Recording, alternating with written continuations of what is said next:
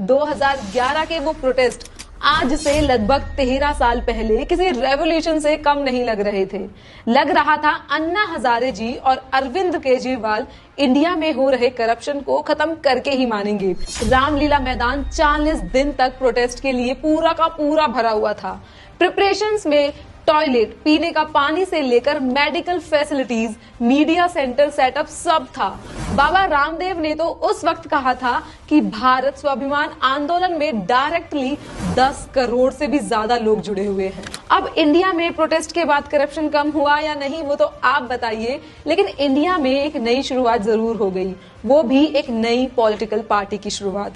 जब ये movement political party में बदली तब आम आदमी पार्टी ने पूरे इंडिया का भरोसा जीत लिया और कुछ ही वक्त में इस पार्टी ने अपनी 2 स्टेट्स में गवर्नमेंट बना ली, वो भी सेंचुरी ओल्ड कांग्रेस पार्टी को हराकर। और तब से लेकर आज तक आप एक ऐसी पार्टी बन गई जिसे यू कैन लव और you can hate but you can not ignore. लेकिन इस इलेक्शन ने फिर से साबित कर दिया कि 13 साल बाद अभी भी उसे नेशनल प्लेयर नहीं माना जा रहा है। It is interesting to know कि दिल्ली के असेंबली इलेक्शंस में आपने जबरदस्त जीत के बावजूद भी उसने पार्लियामेंट्री इलेक्शंस में दिल्ली में एक भी सीट नहीं जीती, वो भी 3 बार लगातार 2014, 2019 और 2024 में 7 की 7 सीट से बीजेपी ने आपको हराया है। हालांकि इस इलेक्शन में आपको उम्मीद थी कि कांग्रेस के साथ अलायंस होने के वजह से कम 2 सीट्स तो उनके पास आएंगी ही, पर फिर भी कंबाइंड वोट शेयर अराउंड 43% ही रहा, जो बीजेपी के 54% से तो कहीं ज्यादा है। आप जो दिल्ली और पंजाब में रूलिंग पार्टी है, दिल्ली में तो अपना खाता भी नहीं खोल पाई और पंजाब में भी सिर्फ 3 सीट्स पर ही लीड कर रही है, और ये परफॉर्मेंस तो उनके 2014 के परफॉर्मेंस से भी गया गुजरा है। लेकिन क्यों, चलो समझते हैं, लेकिन उससे पहले इस चैनल को सब्सक्राइब कर लेना ताकि आप ऐसी और इंटरेस्टिंग वीडियोस को मिस ना कर दो। तो चलो पहले पंजाब से स्टार्ट करते हैं। पंजाब अरविंद केजरीवाल के लिए दिल्ली के अलावा सबसे बड़ी और इकलौती स्टेट असेंबली विक्ट्री थी, इसलिए पंजाब की स्टेट आप गवर्नमेंट का एक इम्पोर्टेंट एग्जाम्पल बन सकता है। लेकिन पार्टी को एक्सपेंड करने के चक्कर में आपने पंजाब में कुछ गलत डिसीजंस लिए। पहले कुछ महीने तो केजरीवाल ने दिल्ली से ही पंजाब एडमिनिस्ट्रेशन पर कंट्रोल रखने की कोशिश की, बिना भगवत मान को ज्यादा अथॉरिटी दी। फिर केजरीवाल गुजरात इलेक्शन कैंपेन्स में बिजी हो गए और स्टेट में हालत और खराब हो गए। अब मान साहब तो पंजाब के ही है, तो उन्हें तो पता ही था कि पंजाब को एक स्ट्रॉन्ग लीडर की जरूरत है जो स्टेट के मामलों को संभाल सके।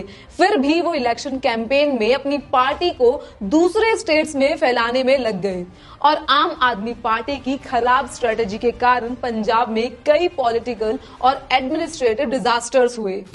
पंजाब में पॉलिटिकल और एडमिनिस्ट्रेटिव कयास को अवॉइड करना बहुत जरूरी है, क्योंकि एक तो पंजाब का पाकिस्तान के साथ एक लंबा बॉर्डर है और उसके साथ में सेपरेटिस्ट मूवमेंट की हिस्ट्री भी है। आम आदमी पार्टी जो पंजाब के चीफ मिनिस्टर भगवत मान की लीडरशिप में है, अपनी पंजाब लीडरशिप के पहले साल में बार बार एडमिनिस्ट्रेशन और पॉलिटिकल पार्टी पर कंट्रोल दिखाने में फेल रही है। इवन पंजाब में आपके इन्हीं पॉलिटिकल और एडमिनिस्ट्रेटिव फेलियर्स के एक्सट्रीमिज्म और वायलेंस को भी बढ़ावा दिया है। पंजाब में अपनी गवर्नमेंट के पहले ही साल में तरन तारण डिस्ट्रिक्ट में एक पुलिस स्टेशन पर रॉकेट अटैक हुआ था, और साथ में पंजाब में 2 मशहूर कबड्डी प्लेयर्स संदीप सिंह और धर्मेंद्र सिंह का मर्डर हो गया। इसके अलावा और भी किलिंग्स हुई हैं।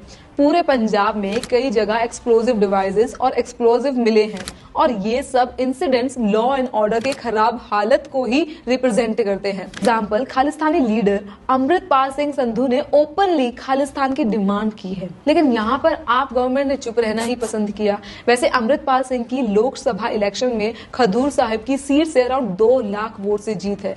ये दिखाता है कि यहाँ पर फिर से सेपरेटिस्ट सेंटिमेंट्स जाग रहे हैं।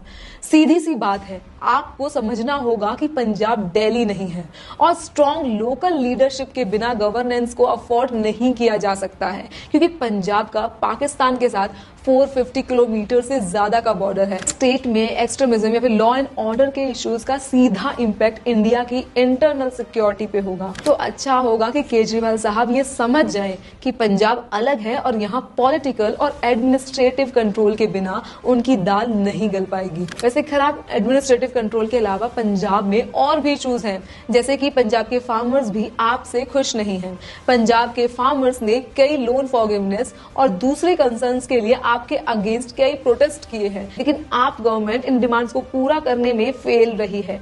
इसी वजह से स्टेट भर में टोल प्लाजाज में बार बार ब्लॉक होना कई बार हुआ है।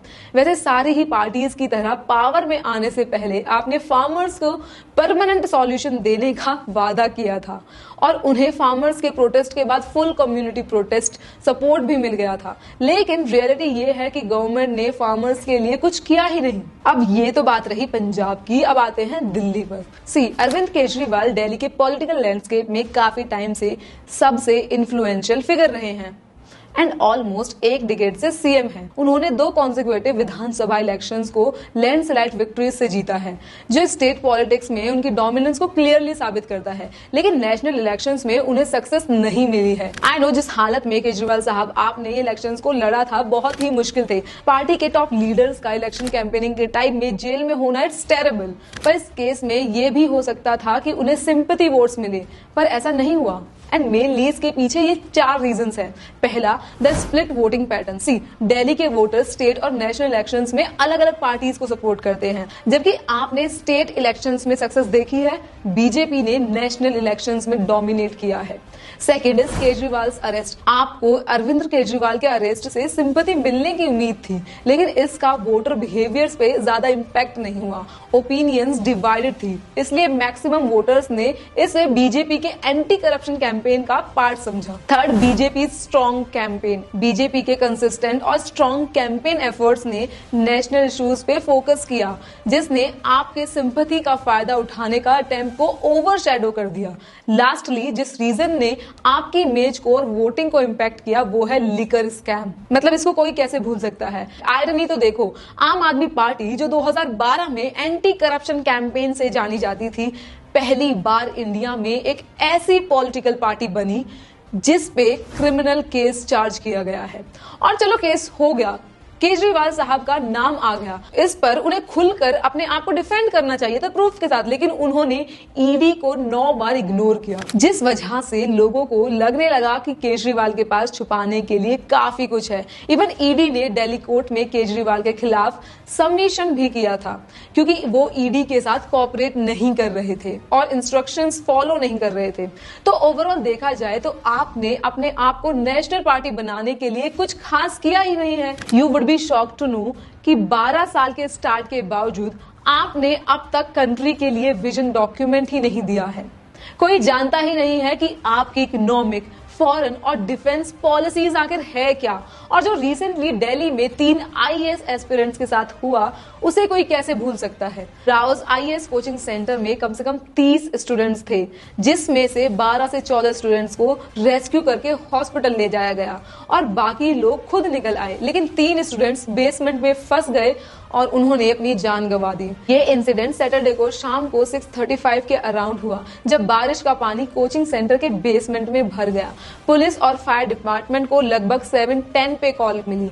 बेसमेंट से तुरंत पानी निकल गया, लेकिन रेस्क्यूअर्स को स्टूडेंट्स तक पहुंचने के लिए डाइवर्स की जरूरत थी, इसलिए एनडीआरएफ टीम को बुलाया गया। और आपकी गवर्नेंस तो इतनी खराब है कि राजेंद्र नगर की एमसीडी काउंसलर आरती चावला इस इंसिडेंट के बाद से गायब है। वो कहाँ है किसी को अता पता ही नहीं है। जिस टाइम पर आरती को आपके स्टूडेंट से बात करनी चाहिए थी, उनकी प्रॉब्लम्स को समझना और सुनना चाहिए था, उस टाइम वो गायब है। सो ज्यादा दूर की नहीं, बल्कि आपको पहले दिल्ली और पंजाब में ही अपनी पकड़ बनानी चाहिए और अपनी गवर्नमेंट्स को इंप्रूव करना चाहिए। आपके हिसाब से आम आदमी पार्टी को क्या करना चाहिए, मुझे कमेंट सेक्शन में जरूर बताना। इस वीडियो को लाइक कर देना, इस चैनल को सब्सक्राइब कर लेना। मैं आपको मिलूंगी जल्द ही।